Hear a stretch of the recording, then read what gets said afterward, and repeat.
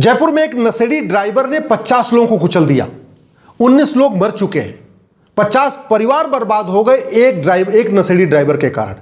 भारत में ऐसे हजारों की संख्या में नशेड़ी ड्राइवर हैं जो गाड़ी चलाते हैं और एक्सीडेंट करते हैं। साल में 5 लाख एक्सीडेंट होता है, उसमें सबसे बड़ा कारण है नशा पी के गाड़ी चलाना। दुर्भाग्यवश इसके ऊपर चर्चा ही नहीं हो रही है। नशेड़ी छोटी छोटी बच्चियों का बलात्कार कर रहे हैं, नशेड़ी व्याभिचार कर रहे हैं, छोटे छोटे बच्चों के साथ अननेचुरल सेक्स कर रहे हैं। नशे के कारण लाखों परिवार बर्बाद हो चुके हैं, नशे के कारण लाखों माँ बाप बर्बाद हो चुके हैं, नशे के कारण लाखों बहन बेटियां अपने पतियों से परेशान हैं, नशे के कारण लाखों बच्चे अपने बाप से परेशान हैं, लाखों लोग आत्महत्या कर चुके हैं। इसके बावजूद भी नशा मुक्त भारत, शराब मुक्त भारत पे चर्चा नहीं हो रही। नशे के कारण समाज बर्बाद हो रहा है, नशे के कारण राष्ट्र बर्बाद हो रहा है, नशे के कारण युवा पीढ़ी बर्बाद हो रही है। इसके बावजूद नशा मुक्त भारत, शराब मुक्त भारत पे चर्चा नहीं हो रही है।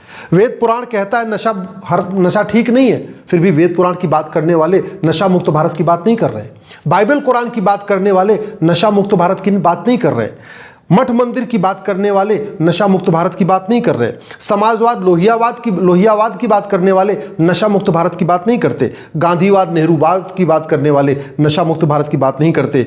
अंबेडकर और पेरियार जी का नाम लेने वाले भी नशा मुक्त भारत की बात नहीं करते। सोशलिज्म, सेकुलरिज्म, डेमोक्रेसी की बात करने वाले भी नशा मुक्त भारत की बात नहीं करते। और संविधान की बात करने वाले, सुबह से लेकर शाम तक संविधान की बात करने वाले भी आर्टिकल 47 लागू करने की मांग नहीं करते। आर्टिकल 47 कहता है ये सरकार की ड्यूटी है, वो भारत को नशा मुक्त बनाए, शराब मुक्त बनाए।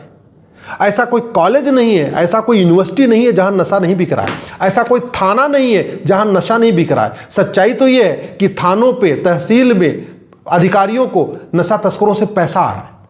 कड़वी सच्चाई यह है, ऐसा कोई थाना नहीं है जहां गांजा नहीं बिकता, चिट्टा नहीं बिकता, स्मैक नहीं बिकता, चरस नहीं बिकती। ऐसा कोई थाना नहीं है जहां पे एमडी नहीं बिकता, सुल्फा नहीं बिकता, हसीस नहीं बिकता, अफीम नहीं बिकती। ऐसा कोई थाना नहीं है जहां हीरोइन नहीं बिकती, कोकीन नहीं बिकती, एक्सटेसी नहीं बिकती, LSD नहीं बिकती, ब्राउन शुगर नहीं बिकती।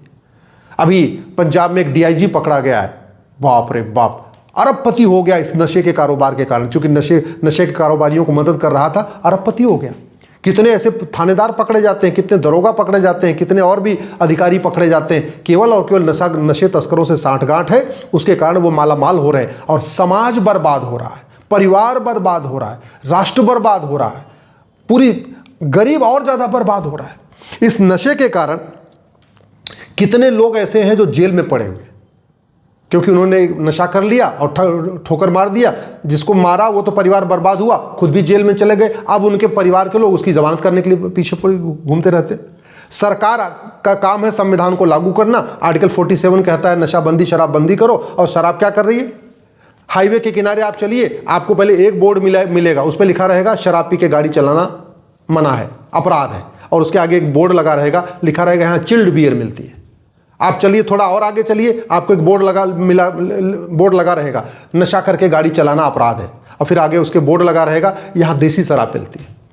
आप और आगे चलिए, एक बोर्ड लगा रहेगा शराब पी के गाड़ी चलाना अपराध है, और फिर आगे लिखा रहेगा यहाँ चिल्ड बियर मिलती है, अंग्रेजी शराब मिलती है, और देसी शराब भी मिलती है। सड़क के किनारे, हाईवे के किनारे हुक्का बार कौन खुलवा रहा है? शराब सरकार खुलवा रही है। हुक्का बार का लाइसेंस सरकार देती है, बियर बार का लाइसेंस सरकार देती है, डांस बार का लाइसेंस सरकार देती है, चिट्टा बार का लाइसेंस सरकार दे रही है, अफीम की खेती सरकार करवा रही है, गांजे की खेती सरकार करवा रही है। सच्चाई तो ये है, चरस, अफीम, कोकीन सब कुछ बाहर से ही नहीं आता, बहुत कुछ भारत के अंदर भी पैदा होता है। कौन जिम्मेदार है इसके लिए? सरकार। क्यों? क्योंकि सरकार ने कभी सोचा ही नहीं कि नशा मुक्त भारत कैसे होगा। आज तक न कभी संसद में नशा मुक्त भारत के ऊपर चर्चा हुई, न भारत की किसी एक भी विधानसभा में नशा मुक्त भारत के ऊपर चर्चा हुई। नशाबंदी करना, शराबबंदी करना ये कोई लाइलाज काम नहीं है। नशाबंदी, शराबबंदी संभव है, और शराब नहीं, कम से कम नशे को तो रोका ही जा सकता है। ये जो जितने गांजा, चरस, अफीम, कोकीन सब कुछ बिक रहा है, इसलिए बिक रहा है हमारा कानून घटिया, हमारी न्यायिक व्यवस्था सड़ी है। और कानून कितना घटिया है कि अगर किसी और व्यक्ति ने 19 लोगों को गोली मार दिया होता तो उसको हो सकता है फांसी हो जाती, नहीं फांसी तो आजीवन कारावास होता। लेकिन इस नशेड़ी ड्राइवर को मुश्किल से 5 साल की सजा होगी। जिस नशेड़ी ड्राइवर ने 50 परिवार बर्बाद किए, 50 लोगों को बुरी तरीके से कुचल दिया, उसमें से 19 लोग मर गए, इस नशेड़ी ड्राइवर को ज्यादा से ज्यादा 5 साल की सजा होगी। इसका ड्राइविंग लाइसेंस तक कैंसिल नहीं होगा, इसका कोई न राशन कार्ड कैंसिल होगा, न इसका आधार कैंसिल होगा, न कोई इसका डॉक्यूमेंट कैंसिल होगा, न इसकी सिटीजनशिप कैंसिल होगी, न इसको आजीवन कारावास होगा, न इसके ऊपर 20-50 लाख रुपए का जुर्माना लगेगा। क्यों? क्योंकि हमारा कानून घटिया है। हमारे देश में जो बीएनएस बनी है 150 साल के बाद बदली गई, लेकिन बदलते समय हमने ये नहीं देखा अमेरिका में क्या चल रहा है। मैं पहले भी कई बार कह चुका हूँ, कायदे से अगर भारत में अपराध कम करना है, भ्रष्टाचार कम करना है, नशा का कारोबार कम करना है, ये अमेरिका का फेडरल पिनल कोड भारत में लागू करिए। बहुत अच्छा कानून है। अमेरिका इसकी रॉयल्टी नहीं मांगेगी, अमेरिका इस पर टैक्स नहीं लगाएगा, इसको हम फ्री में नकल कर सकते हैं। मैं सरकार से निवेदन कर रहा हूँ, एक कमेटी बैठाइए, ये अमेरिका का कानून को रिव्यू करिए, सिंगापुर के कानून को रिव्यू करिए, जर्मनी के कानून को रिव्यू करिए, चीन के कानूनों को रिव्यू करिए और भारत के कानूनों को बदलिए। जब तक पुलिस सिस्टम नहीं बदलेगा, जब तक जुडिशियल सिस्टम नहीं बदलेगा, जब तक एडमिनिस्ट्रेटिव सिस्टम नहीं बदलेगा, जब तक भ्रष्टाचार खिलाफ कठोर कानून नहीं बनेगा, जब तक ड्रग के खिलाफ कठोर कानून नहीं बनेगा, तब तक नशा तस्करी, ड्रग का कारोबार नहीं रुकेगा। जब तक ड्रग का कारोबार नहीं रुकेगा, तब तक ऐसे नशेड़ी ड्राइवर लोगों को कुचलते रहेंगे, लोगों को मारते रहेंगे। जब तक कठोर कानून नहीं बनेगा, तब तक नशेड़ी छोटी छोटी बच्चियों से बलात्कार करते रहेंगे। जब तक ड्रग के खिलाफ कठोर कानून नहीं बनेगा, तब तक नशेड़ी आए दिन लोगों की हत्या करते रहेंगे। कोई गाड़ी चढ़ाएगा, कोई कुछ और करेगा, कोई कुछ और करेगा। रोड रेस का सबसे बड़ा कारण नशा है, रोड एक्सीडेंट का सबसे बड़ा कारण नशा है। छोटी छोटी बच्चियों की, 1 साल की 2 साल की बच्चियों के बलात्कार का सबसे मूल कारण जो है नशा है। बच्चों के साथ यौनाचार का मूल कारण नशा है। आपस में रंजिश का सबसे बड़ा कारण नशा है और नशे के कारण लाखों परिवार बर्बाद हो चुके हैं। हम गांधीवाद की बात करते हैं, समाजवाद की बात करते हैं, लोहियावाद की बात करते हैं, दुनिया भर की बातें करते हैं, दुर्भाग्यवश नशा मुक्त भारत की बात ही नहीं करते। ये नशा हमारी संस्कृति को नष्ट कर रहा है, हमारा धन भी जा रहा है, हमारा धर्म भी जा रहा है। नशे के कारण लाखों परिवार बर्बाद हो रहे हैं। फिर इसके ऊपर चर्चा क्यों नहीं हो रही है? अगर नहीं करना है नशाबंदी तो संविधान का आर्टिकल 47 बदल देना चाहिए। क्यों रखना?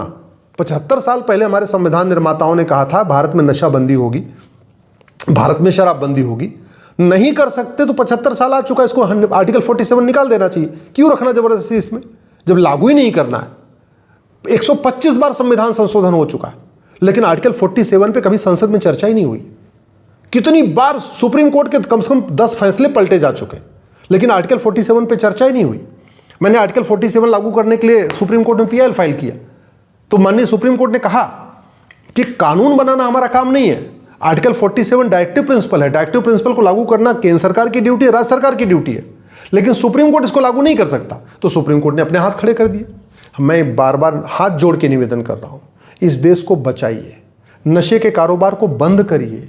लाखों परिवार बर्बाद हो चुके हैं, लोग आत्महत्या कर रहे हैं। नशेड़ी पतियों के कारण बहन बेटियां आत्महत्या कर रही हैं, नशेड़ी बच्चों के कारण माता पिता आत्महत्या कर रहे हैं, नशेड़ी जो है बाप के कारण बच्चे बर्बाद हो रहे हैं, अनाथ हो रहे हैं, गलत तरीके में जा रहे हैं, गलत कार्यों में चले जा रहे हैं, क्योंकि बाप नशेड़ी है तो कुछ कर ही नहीं रहा।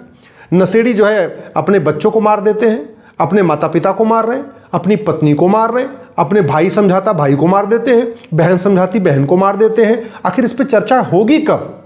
सबसे ज्यादा परिवार में अशांति नशे के कारण है, सबसे ज्यादा डिवोर्स के केसेस नशे के कारण हो रहे हैं। मैं पूरी गारंटी के साथ कहता हूं, जितने डिवोर्स के केसेस हो रहे हैं उसको अगर रूट काज जाके देखें, उसमें बड़ा कारण नशा है।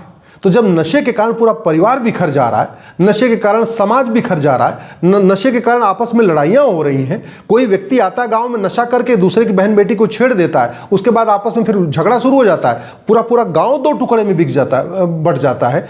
ऐसी स्थिति में नशाबंदी करना ज़रूरी है, आर्टिकल 47 लागू करना ज़रूरी है। मैं देश के सभी अपने पंडा पुजारियों से आग्रह कर रहा हूँ, सभी अपने महामंडलेश्वर से आग्रह कर रहा हूँ, सभी अपने पादरी, सभी मौलवी मौलाना से आग्रह कर रहा हूँ, सभी अपने मैं कथावाचकों से आग्रह कर रहा हूं, मैं सभी नेताओं, अभिनेताओं, लेखकों, बुद्धिजीवियों, पत्रकारों, कलमकारों से, यूट्यूबरों से हाथ जोड़ के निवेदन कर रहा हूं, आर्टिकल 47 लागू करने की मांग करिए, नशाबंदी, शराबबंदी की मांग करिए।